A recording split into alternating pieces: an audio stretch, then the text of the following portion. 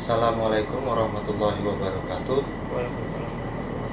Alhamdulillah, dengan pagi hari ini kita akan ngobrol santai tentang usaha yang sedang saya laksanakan.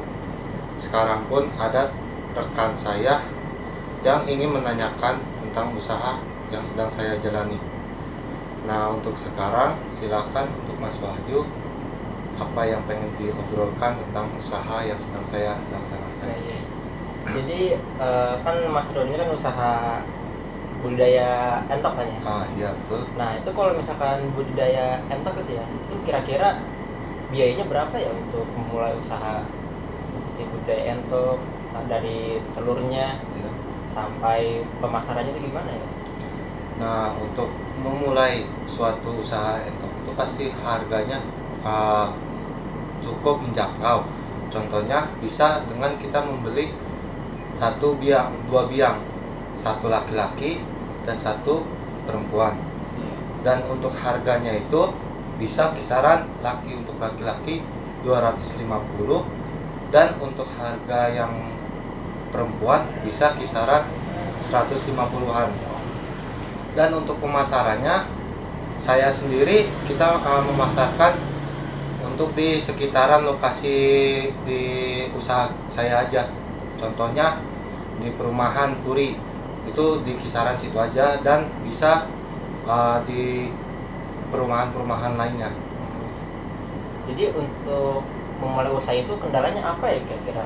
Misalkan nih dari si itik ini baru lahir ataupun telurnya, itu biasanya kendalanya di mana ya? Ataukah dari hama? Kan biasa kalau petani gitu kan pasti di hama. Ya. Kalau untuk hewan ternak pasti kan di penyakit ya, ataupun ada yang mati, itu gimana ya itu? Nah, biasanya paling untuk kendala ada beberapa ya. Contohnya misalkan entok itu bertelur, pasti nggak semua telur itu bisa menetas. Paling beberapa bagian aja yang nggak menetas. Contohnya 1, 2, 3 itu nggak menetas, jadi busuk, dan sisanya menetas. Nah, terus tidak itu aja sih, ada lagi. Contohnya udah menetas dan bisa pun anak entok itu bisa mati. Bisa ya. Karena apa itu matinya? Itu karena bisa dimakan tikus, bisa di penyakit, bisa itu. Tapi biasanya kalau untuk dimakan tuh dimakan sama tikus itu berarti hilang gitu, dimakan dibawa sama tikusnya. Nah, untuk itu enggak bakalan ditinggal sebagian badannya, cuman dimakan. Yang saya lihat dan saya alamin itu cuman yang dimakan kepalanya aja, badannya utuh itu, jadi cuma kepalanya aja yang dimakan. Terus kalau misalkan begitu, cara ngantisipasi gimana ya biar nggak dimakan sama tikus gitu ya, agar si itiknya ini tuh aman, bisa sampai besar gitu? Untuk cara mengantisipasinya, kita bisa merawat dan membuat kandang khusus untuk anak entok itu. Contohnya bisa kita bikin kandang seperti dibikin kayu biasa, tapi kita khususin dengan jaring seperti jaring nyamuk. Kita bisa untuk menutupi kandang anak entok itu supaya tidak bisa dimakan dengan tikus dan segala macamnya. Oh iya. Jadi ya emang antisipasinya itu di kandangnya dipasangin jaring ya untuk anak entoknya sendiri. Nah, Itu ya. Dipisahin apa enggak tuh satu sama ibunya? Nah, Anak entoknya. untuk itu biar lebih amannya lagi, bisa kita satukan dengan yang anak entok itu, biar supaya terlindungi juga. Untuk biaya makannya sendiri gimana ya, perawatan gitu sama biaya makan itu biasanya Mas Ridwan ngeluarin kisaran berapa ya untuk biaya makan sama biaya perawatan entoknya itu sendiri? Nah, untuk biaya makan entok bisa dibilang murah. Contohnya kita cuman beli dedek 10 kilo. Itu 10 kilo bisa kisaran dengan harga 50.000. Itu 50.000, 10 kilo itu bisa untuk seminggu sampai 2 minggu. Dan dikasih makan itu nggak cuman dikasih dedak aja, bisa kita campurkan dengan nasi bekas, terus dan sayur-sayuran gitu sih. Oh, iya. Jadi sama ya kayak pelihara ayam gitu atau budidaya ayam, apa beda ya? Dibilang sama enggak, dibilang ya contohnya ayam juga pun sama, makanya dedek dicampur dengan sayur-sayuran, tapi dibedakannya entok tuh lebih cepat daripada ayam pertumbuhan gedenya, besarnya. Jadi lebih profitnya lebih lebih untung juga ya daripada kita bis ayam gitu ya. Keuntungan juga lebih besar ya. Nah iya betul. Jadi kalau untuk entoknya sendiri tadi ya, itu yang Mas Ridwan jual telur, entok sama anaknya apa salah satunya? Kalau untuk diperjualbelikan, saya pribadi sendiri itu hanya untuk entok yang sudah layak dijual, dewasa ke atas lah, udah badannya udah mencukupi untuk dijual belikan. Dan untuk telurnya saya pribadi sendiri tidak jual belikan karena untuk bisa menjangkau waktu-waktu yang panjangnya ke depan, biar bisa menetas kembali, gede kembali, dijual kembali, bisa lebih lama lagi untuk berputar-putar daripada untuk dijual. Jadi biar siklusnya usahanya itu biar bisa memutar gitu ya, Nah. usahanya. Itu proses dari kecilnya ke besarnya itu si entoknya itu berapa lama ya? Berapa bulan gitu ya? Dari anak sampai bisa dijual gitu. Nah untuk prosesnya kita bisa hari pas menetas, kan menetas itu 40 harian. Untuk lebih dewasanya bisa kisaran 1 bulan, 2 bulan, 3 bulanan lah kalau untuk pertumbuhan entok itu. Berarti sebulan 2 bulan tuh udah dewasa, itu udah besar. Udah lumayan dibilang besar. Berarti lebih pertumbuhannya lebih besar dari ayam ya, lebih cepat ya berarti entok. Iya betul. Kan kalau untuk kisaran ayam 3 bulan itu paling masih dibilang kecil, Iya. beda dengan entok. Gitu sih. Tadi kan sudah bahas soal gimana sih budidayanya, punya berapa modalnya, dan sekarang ya coba mau yang paling penting ya. Kan kalau kita usaha pasti kan yang dilihat kan profitnya ya. Nah itu kalau Mas Ridwan itu menjualnya satu entoknya berapa ya? Kalau untuk menjual satu entok yang ukuran sedang bisa kisaran dengan 30, 40, 50. Dan untuk kisaran dewasa bisa kisaran 80, 90, 100 sampai 100 ke atas. Itu sih untuk saya jual belikan. Itu kalau gitu lebih mahal dari ayam berarti ya. Ya, Jadi biasanya kalau entok sama bebek itu sama apa beda ya? kalau untuk entok sama bebek ada perbedaannya. Contohnya dari pastur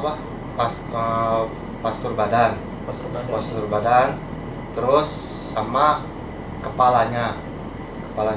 Nah untuk bebek postur badannya itu kecil, kepalanya bisa panjang. Oh, Nah untuk entok postur badannya dia lebih gede, lebih berisi, dan kepalanya itu agak lebih pendek daripada bebek itu. jadi lebih banyak dagingnya ya kalau untuk entok sendiri ya gitu. Nah iya. Itu kalau Mas Ridwan tuh jualan udah berapa lama usaha budidaya entok ini?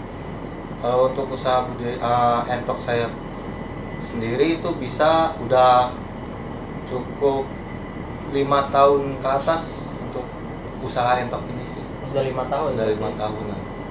Profitnya itu mulai rintis karirnya bagaimana Mas Ridwan? Nah untuk dari rintis dari awalnya saya itu tadi, awalnya saya membeli 2 biang saja, laki-laki 1, yang untuk perempuannya 1. Nah itu sih untuk dari awal saya memulai rintis dari buka usaha entok ini. Oh iya.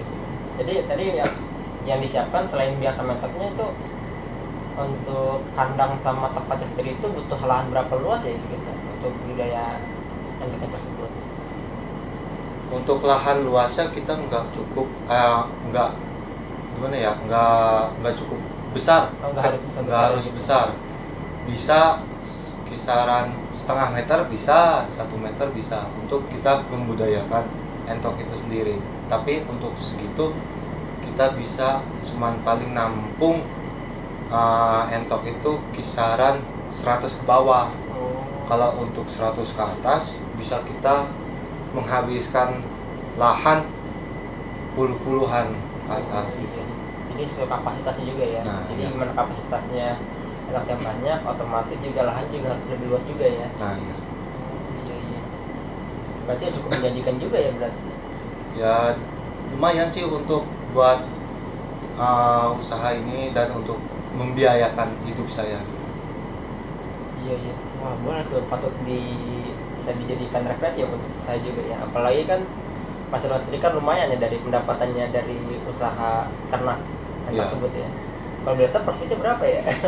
Nah, untuk itu mah kita bisa sebulan kita bisa masuk dengan 1 jutaan lah, 1,5 juta, bisa sampai tinggi saya sendiri bisa mencapai 2 jutaan Itu bersih. bersih.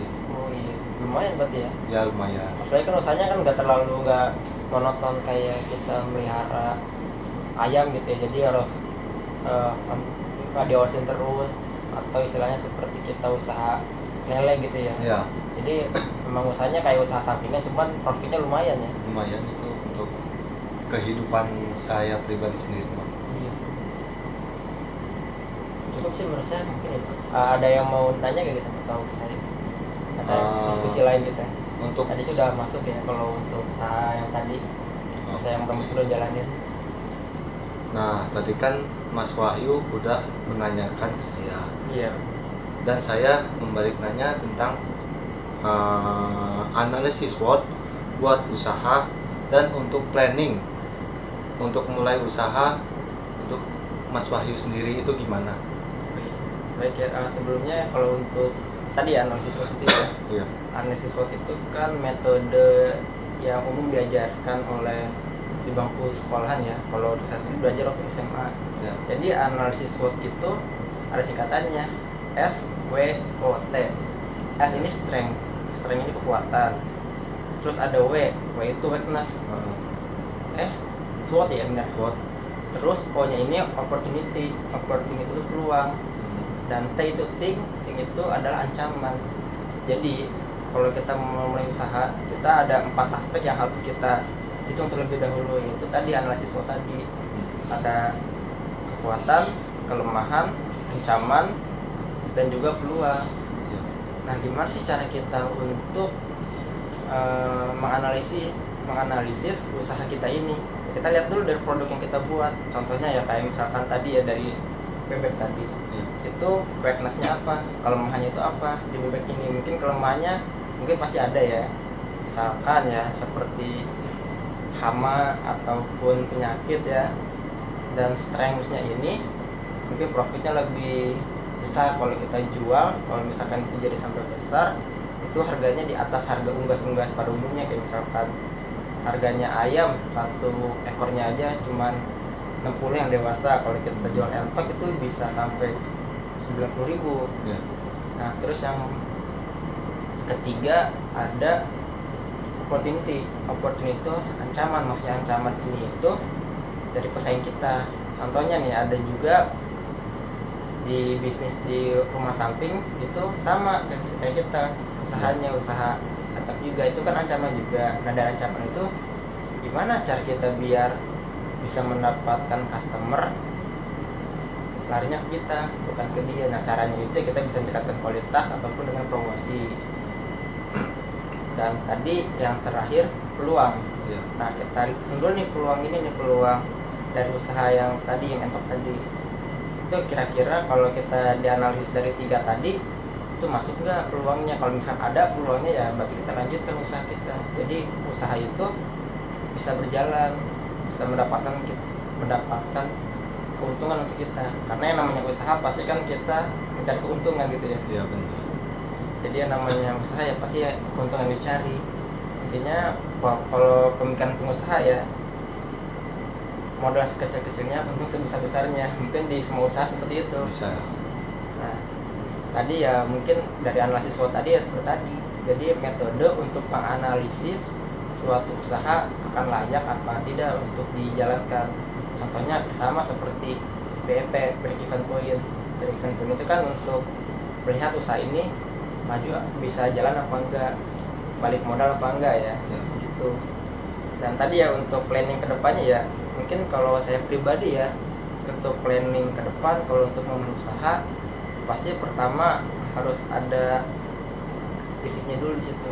Misalkan saya mau usaha buka toko, otomatis saya juga harus punya basic soal dagang kan. Kita harus tahu dulu kayak misalkan bagaimana sih supply chain-nya, kayak barang-barang ini didapat dari mana, kita jualnya berapa. Kalau untuk entok sendiri ya tadi itu siklusnya gimana ya mas? Maksudnya siklus ini itu dari masnya modal sampai ke keuntungannya gitu. Maksudnya kalau modal keuntungannya modalnya berapa, biaya pangannya keuntungannya berapa gitu dipotong kan biaya pangan. Nah untuk keuntungannya itu kita contoh beli entok, awal mulanya kita beli entok yang laki-laki 250, dan untuk yang perempuan kita membeli harga 150-an. Dan untuk harga makan saya pribadi membeli harga 50.000 itu bisa mencapai 10 kilo. Dan untuk keuntungan dari semua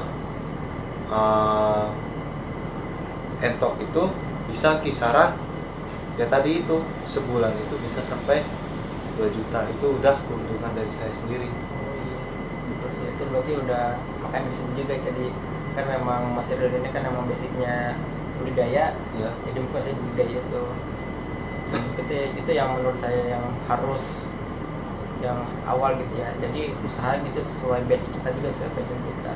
Iya. Dan saya pun terus terang sampai sekarang juga usaha aja belum ya.